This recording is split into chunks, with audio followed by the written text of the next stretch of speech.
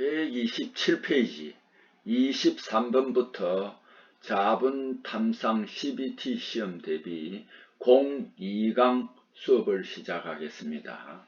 127페이지 23번부터 수업을 다시 시작하겠습니다.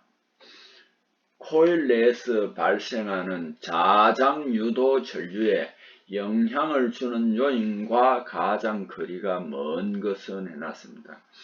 코일에 흐르는 전류라든지 코일의 탈해수, 시험체의 직경 등은 이렇게 영향을 미칩니다. 그런데 코일의 색상이 영향을 미칠 수는 없겠죠. 자, 요거는 자장유도 전류인데 요거는 쉽게 말하면 MT법입니다. 24번 직경 40mm, 길이 200mm 봉강을 코일법으로 MT 처리할 경우 5000A의 자화 전류가 필요하다면 코일 감원수는 얼마로 해야 되느냐? 즉, 그걸 계산을 해야 되는데, 단 장비의 최대 전류값은 2500A입니다. 그럼 자, 이제 산출식이 이제 나오는데, 항상 이 코일법에서 산출식을 이제 결정하려면은 D분의 L을 맨 먼저 들여다보아야 됩니다. 그래서 D분의 L이 보니까 40분의 200이니까 5입니다.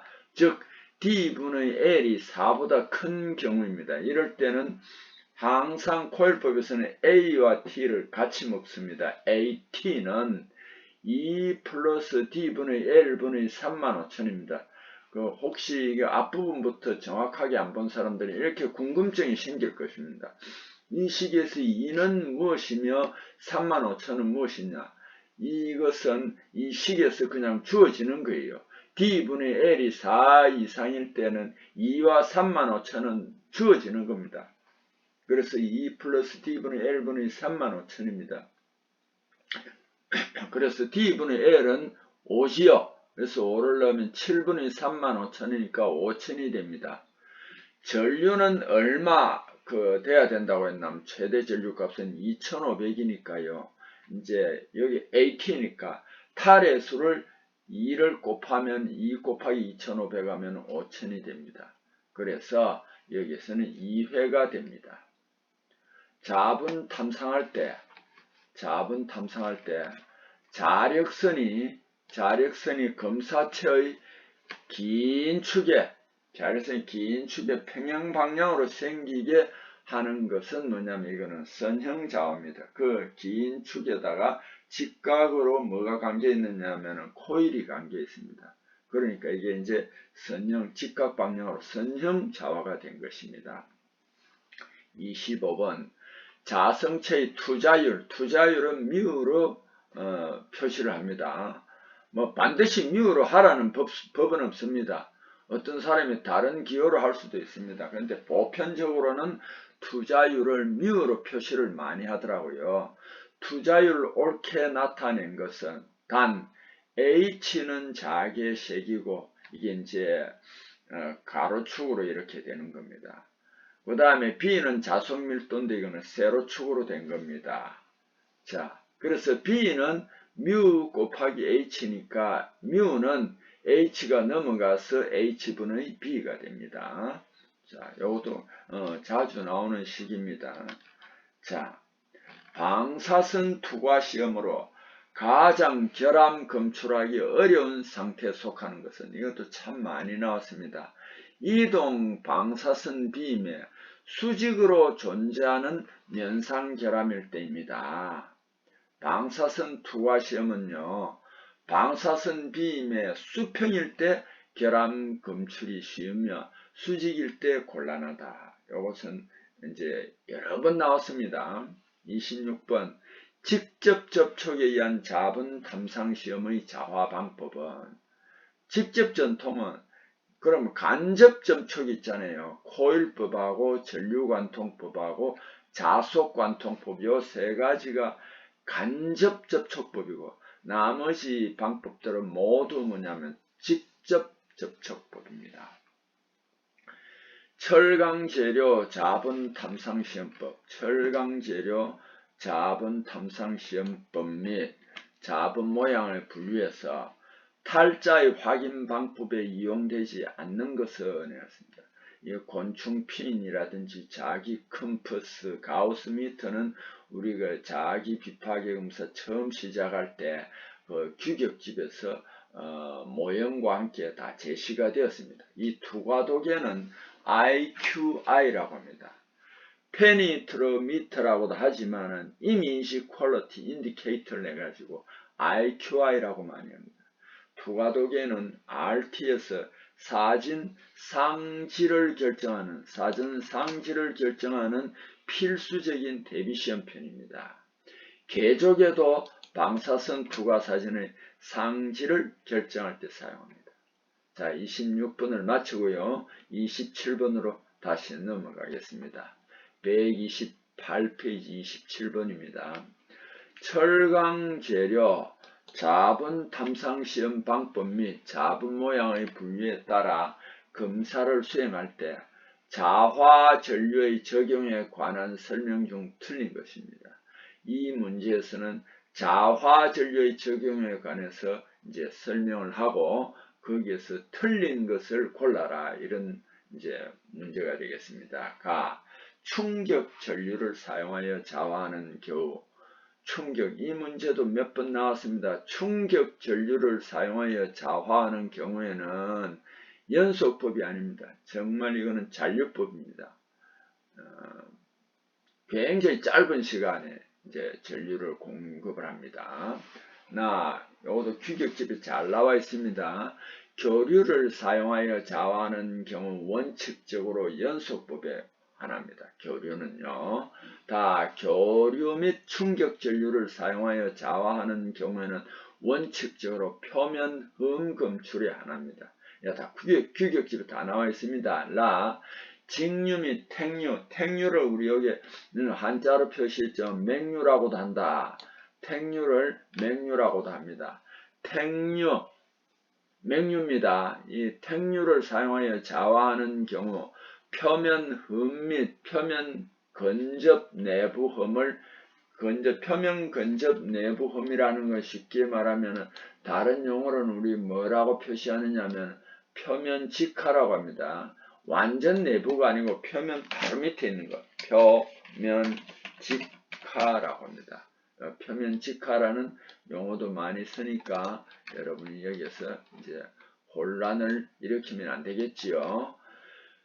표면 근접 내부 하면은 표면 직하다, 그런 용어로도 많이 쓴다 하는 것을 우리는 항상 그렇게 이제 이해해 주셔야 합니다.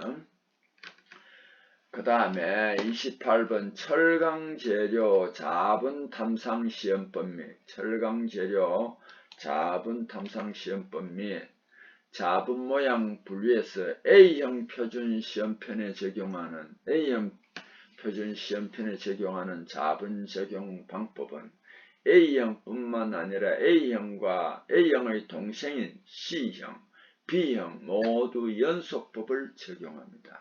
자, 관통법이라는 게 있습니다. 속이 빈 원통형 시험체, 이것을 관통법으로 합니다. 속이 빈 원통형 시험체를 사용하며 전류관통법, 자속관통법으로 분류한다. 이 관통법은 두 가지가 있습니다. 전류관통법, 자속관통법. 기호는 전류관통법은 B이고 자속관통법은 I입니다. 그리고 코일법과 함께 전류관통법, 자속관통법은 비접촉식 자본탐상시험 방법이다 하는 것도 꼭 우리가 이제는 알아주셔야 합니다. 자, 그 다음 29번 철강재료 자본탐상시험법 및 자본모양 분류에서 A형 표준시험편 명칭이 A1, 15, 4선 50일 때 숫자 50이 뜻하는 것은 그 A형 표준시험편, 표준시험편에도 되고 대비시험편에도 됩니다. 그 두께입니다. 50 마이크로미터입니다. 여기 보통 보면 종이 조금 두꺼운 거 한 장 두께 정도 됩니다. 이건 시험편 판 두께가 되겠습니다. 자, 여기에서 A형 표준 시험편이 쭉 나와 있습니다. 봅시다. A1형은 네 가지가 있는데 A1형은 그 홈의 깊이가 7 마이크로미터, 15 마이크로미터, 그 다음에 또 이제 두께가 100 마이크로미터일 때 15, 100 마이크로미터일 때 30, 네 가지가 있는데 그 중에서도 A1형에는 이 7, 50일 때는요, 원형과 직선형이 다 있고, 원형과 직선형이 다 있습니다. 그래서 엄밀히 말하면 A1형에는 여기에 4가지로 되어 있지만 8가지가 됩니다. 그럼 A2는 직선형 밖에 없습니다. 7, 4선 50, 15, 4선 50, 30, 4선 50, 15, 4선 100, 60, 4선 100 이렇게 5가지가 있습니다. 자, 그런데 A1형은 어떻게 만드느냐 하면 KSC, 이거 왜 KSC가 되느냐 하면은 전자연철판이에요. 전자재료에서는 연철판이기 때문에 KSC 2504라고 합니다. 이 KSC 2504의 일종을 어닐링 합니다. 어닐링 처리하는데 이게 어닐링이 풀림이죠. 불활성 가스 분위기 중에서 600도씨에서 1시간 유지한 후 100도씨의 분위기 중에서 선행한 것입니다. 항상 여러분 열 처리하면 어떻게 되느냐 하면은 어느 우리가 정한 온도에서 유지 시간을 그 온도에서 일정 시간을 그냥 넣어둬야 됩니다. 이걸 우리 유지 시간이라고 하는데 A1형은 600도씨에서 1시간 동안 넣어서 그대로 그 온도에서 둡니다. 이걸 유지 시간이라고 합니다. 그렇게 유지한 후에 이제 꺼내어서 100도씨의 분위기 중에서 선행을 한 것입니다. A2형은 KSC2504 일종 전자연철판을 냉간 압연을 합니다. 그거는 A1하고 같은데 냉간 압연하고 열 처리 안 하고 그대로 사용한 것입니다. 자, 여기서 굉장히 중요한데 규격집에서도 한번 했습니다. 수치 가운데 경사선, 사선입니다.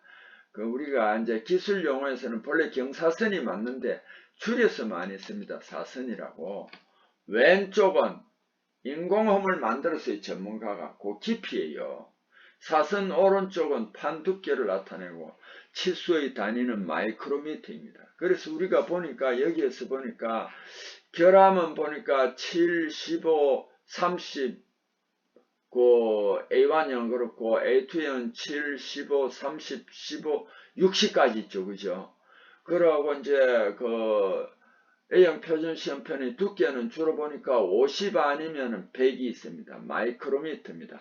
자, 인공홈을 우리가 전문가가 팔 때 마이크로미터는 나노급입니다. 그래서 굉장히 미세합니다. 그래서 이거 할 때는 오차가 없을 수 없겠지요. 자, 이것도 시험에 자주 나오더라고요. 7 마이크로미터, 깊이 공차가 7 마이크로미터일 때는 플러스 마이너스 2 마이크로미터 오차를 허용합니다. 이 플러스 마이너스 2 마이크로미터라는 건 제도에서는 두 개 사이니까 4 마이크로미터가 치수 공차, 그 4 마이크로미터까지 주는 것을 우리가 치수 공차라고 합니다. 그럼 15 마이크로미터까지 결함을 팔 때는 플러스 마이너스 4 마이크로미터입니다. 요것은 치수 공차가 플러스 4 마이너스 4니까 8 마이크로미터입니다. 이게 치수 공차가 됩니다. 30 마이크로미터일 때는 플러스 마이너스 8 마이크로미터입니다. 이거는 치수 공차는 16 마이크로미터입니다. 60 마이크로미터일 때는 플러스 마이너스 15 마이크로미터입니다. 그래서 요거는 치수 공차가 30 마이크로미터입니다. 자, 이런 사항을 우리가 꼭 좀 이 표를 항상 규격집에도 있습니다. 이걸 뭐 필요할 때마다 한 번씩 이렇게 소환을 해서 꺼내서 보는 그런 그 습관을 길러야만 시험 칠 때 항상 틀리지 않고, 그 다음에 내가 뭐 OJT나 어떻게 다른 사람을 강의를 할 때 이걸 정확하게 알아야만 이제 쉽게 강의를 할 수 있습니다. 30번 항공우주용 자기탐상 검사에 따라 비형광 자본 적용할 때 조명장치로는 백색 등을 검사 영역에 설치합니다. 적절한 검사를 수행하기 위해 적어도 몇 룩스 이상의 백색 등이 필요하냐 하면은 이 항공우주일 때는 2150입니다. KS 규격일 때는 50이고요. 보일러 규격일 때는 1000룩스이더라고요. 그래서 이런 걸 우리가 다 이제 자꾸 문제를 다루다 보면은 이제 절로 암기가 됩니다. 어쨌든 암기가 되어져야 합니다. 30번 마치고 31번 문제로 넘어갑니다. 129페이지 31번 철강 재료 자본 탐상법 및 자본 모양 분류에 따라 형광 자본으로 검사할 때 자본 모양 충분히 관찰할 수 있는 조도는 어두울수록 좋거든요. 그래서 20룩스 이하가 됩니다. 32번 항공우주용 자본 탐상 시험에서 습식 연속법으로 검사하는 경우 자화전류의 지속 시간은 어느 정도로 규정하고 있는가? 이거 우리가 뭐 규격집도 보지도 않은데 이 문제가 계속 나왔기 때문에 0.5 내지 1초 자화전류로 2번 투쇼트 이상 통해야 한다. 이렇게 이제 우리는 이제 눈에 딱 들어옵니다. 그렇게 알고 계시면 될 것입니다. 자, 33번 철강 재료 자본 탐상 시험 및 자본 모양 분류에 따라 자본 적용할 때 분산매 이렇게 기술 용어에서는 꼭 그 용어를 줄입니다. 분산매라고 해놨지만 이거는 분산매질입니다. 분산매라고 해놨지만 분산매질을 줄인 말이에요. 분산매질 차이에 따라 어떻게 보면 분산매질이라 나온 거 여러분 이제 그 전문가 회사에 들어가서 이제 보고서를 써야 됩니다.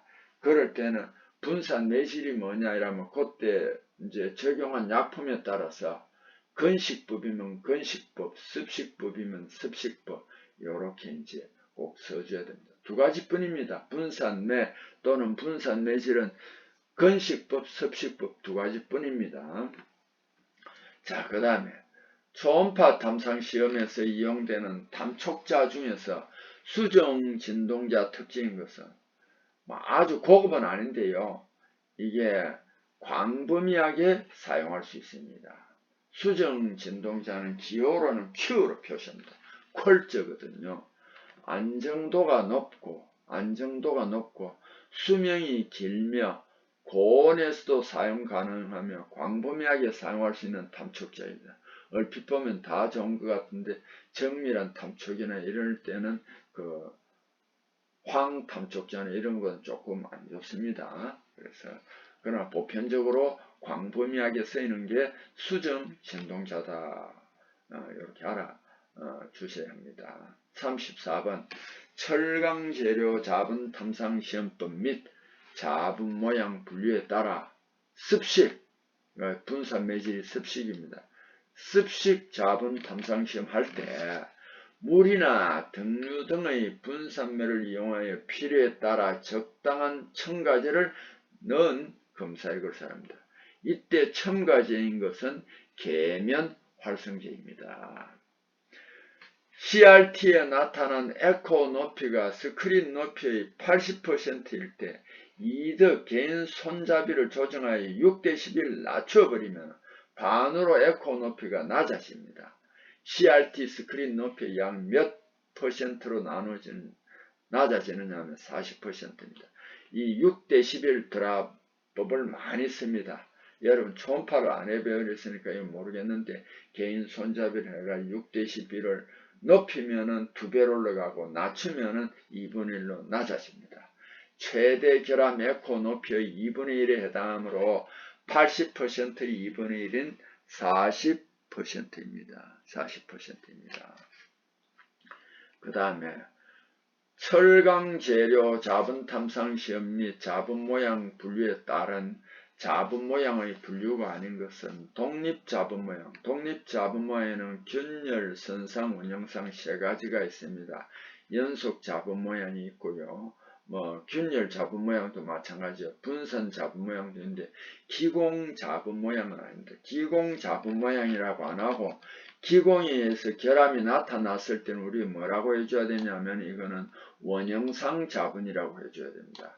원형상 잡은이라고 보고서에 기록해 줘야 됩니다. 36번 철강 재료 잡은 탐상 시험 및 잡은 모양 분류에 따른 자분의 자성을 측정하는 방법에 해당하지 않는 것은 이게 앞부분에서도 한번 나왔습니다. 자, 이 자분의 자성을 측정하는 것은 자기 천층을 사용하거나 솔레노이드 코일을 사용하거나 자기 히스테리시스 곡선 구하는 방법인데 커패시턴스로 저항 구하는 방법은 아닙니다. 요건 앞부분에 나왔을 때는 보충 설명을 하는데 여기서 나왔습니다. 이게 뭐 전기 전자적인 것이니까 어떤 데는 조금 애매하겠지만 우리는 이제 기본적으로 커패시턴스는 이런 것이다 하는 거 알아둡시다. 물체가 전하를 축적하는 능력의 물리이 아닙니다. 그래서 커패시턴스는 쉽게 뭐냐면 전기 용량이라고 알아두면 됩니다. 또는 정전 용량 이렇게만 알아두세요. 이걸 우리가 다시 세부적으로 전기 전자를 공부하는 건 아니니까요. 즉 콘덴서의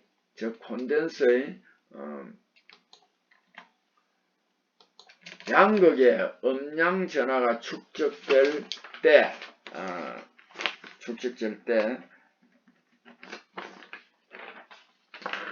그 전기량은 양극 간의 전이차에 비례합니다. 그 비례 계수가 전기 용량이며 단위는 페럿입니다. 어쨌든 여기에서 커패시턴스나 전기 용량이구나, 정전 용량이구나 이렇게 알아두시면 됩니다.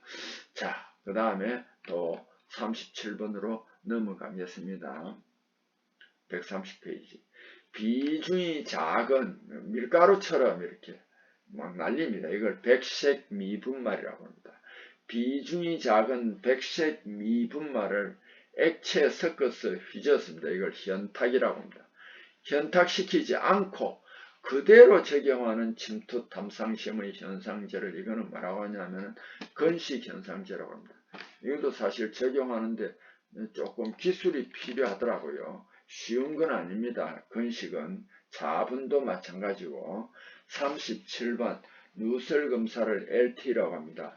누설검사 비파괴 검사 중 압력 변화 시험에 대한 설명으로 부적합한 것은 이 압력 변화에 따라서 누설 검사하는 것은 누설 위치라든지 누설량을 쉽게 찾을 수 있는 검사는 아닙니다. 이게 특별히 추적 가스가 필요하지 않고 시험 시간이 다른 검사법에 비하여 긴 편이며 그 다음 대형 압력 용기도 게이지를 사용하여 검사 가능한 그런 장점은 있는데 이게 쉽게 말하면은 누설 위치라든지 누설량을 쉽게 찾을 수 있는 검사는 아니다라는 것이에요. 자, 38번 철강 재료 자분 탐상 시험 및 자분 모양 분류에서 형광 자분을 사용하여 자외선 조사 등의 자외선 강도를 강도계로 측정할 때 필터 면에서 38cm 떨어진 위치에서 몇 마이크로미터 퍼 제곱센티미터 이상이어야 하느냐 하면은 800 마이크로와트 퍼 제곱센티미터 이상이어야 합니다. 39번 철강 재료 자분 탐상 시험 및 자분 모양 분류에 따라 시험하는 부분에 실제로 움직이는 자장을 무엇이라고 하느냐는 유효자장이라고 합니다. 근데 반자장은 반대로 움직이는 것이니까 반자장이 많으면 실제 자분 탐상할 때 사용될 수 있는 유효자장이 줄어듭니다. 자, 40번 철강 재료 자분 탐상 시험 및 자분 모양의 분류에 따라 탐상할 때의 주의사항을 옳게 설명한 것은 이렇게 설명으로 나온 것은 우리가 잘 읽어봐야 된다. 자기 펜 자국 의사 모양은 이 의사 모양은 가짜 결함이에요. 대표적인 게 자기 펜 자국이에요. 축통전법 사용할 때 발생하므로 프로도 사용하면 사라진다. 아닙니다. 이거는 잔류법 할 때 나타난 겁니다. 그래서 이거는 그 탈자로 하고 잔류법으로 하면은 이게 사라집니다. 프로드가 아닙니다. 이거는 의사모양 전류지시는 전류를 또 작게 하거나 잔류법으로 재시험하면 잡음모양이 사라집니다. 맞습니다. 그 다음 충격 전류 사용할 때는 일반적으로 통전 시간이 매우 길어서가 아니고 매우 짧습니다. 그래서 잔류법을 사용해야 합니다.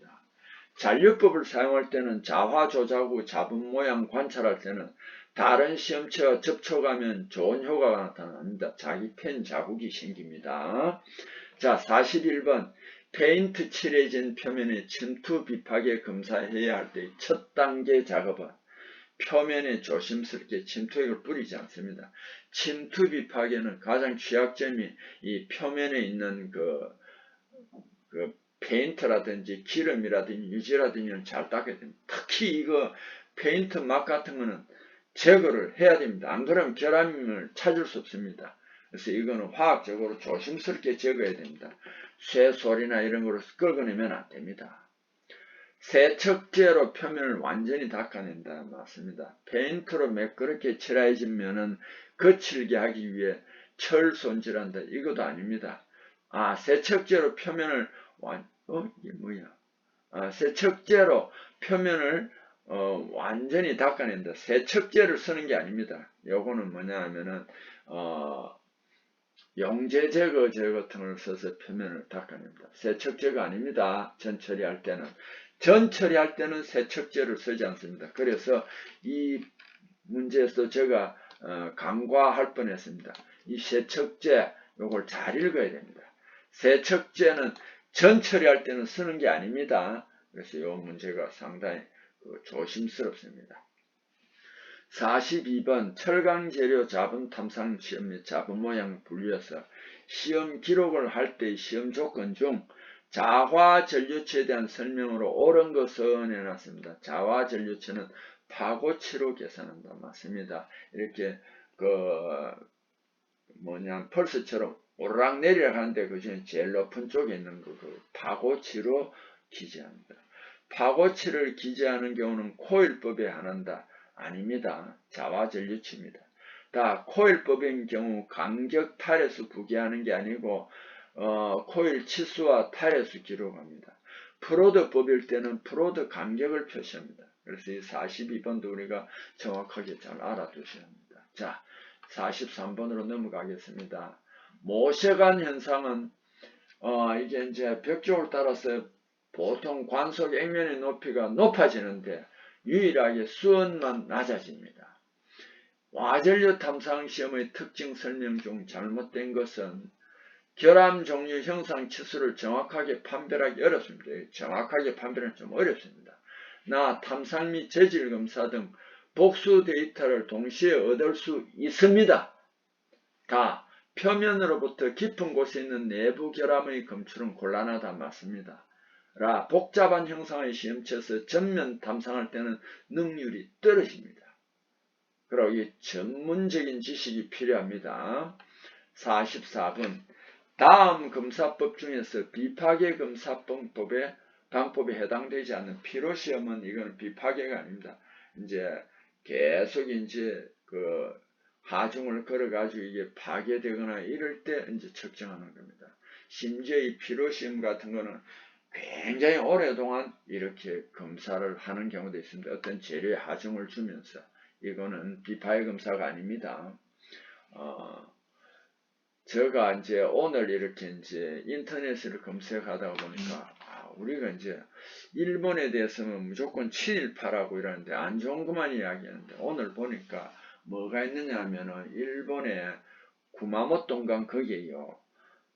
타이완의 TSMC 세계적인 반도체 기업인데 그 반도체 기업이 일본 구마모토에다가 공장을 짓는데요. 5년 걸려서 공사하는 공장을 2년도 안 걸려서 만들었더라고요. 그 비결이 뭐냐 보니까 24시간을 일을 해가지고 그래가지고 22개월 만에 공장을 완성했더라고요. 그걸 보고 참 일본도 지금 반도체를 이렇게 유치를 해가지고 공장을 경쟁에서 이기기 위해서 굉장히 그렇게 본래 이제 근로기준법에서는 우리는 이제 주야로 못하게 되어 있습니다. 55시간이 이제 맥시멈인데, 일본 같은 데서는 이제 22개월 만에 그렇게 만들었더라고요. 야, 참 부럽더라고요. 일본에 보니까 지금 TSMC 타이완 반도체 공장이 지금 막 일본에 물밀듯이 들어가더라고요. 그래서 우리가 지금 삼성전자는 메모리 반도체에서 1위였거든요. 근데 지금 보니까 이제 우리가 뒤지고 있더라고요. 자, 여기에서 누설 검사나 스트레인 측정, 와전류에 의한 도금 두께의 측정 등은 비파괴 검사입니다. 45번 시험체의 도체, 전기가 통하는 것을 도체라고 그러죠. 물질을 도체의 전류가 흐르도록 한 후 형성된 시험체의 전위 분포를, 여기서 키포인트가 전위 분포지요. 전위 분포를